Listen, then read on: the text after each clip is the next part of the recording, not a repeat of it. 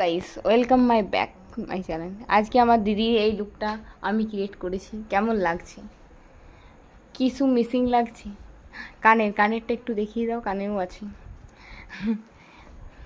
Wow, আমার তো খুব ভালো লাগছে। আপনাদের কেমন লাগছে কমেন্ট সেকশনে জানাতে ভুলবেন না। তুমি কিছু ফিডব্যাক দিন। আমার আজকে লুকটা দারুণ লেগেছে।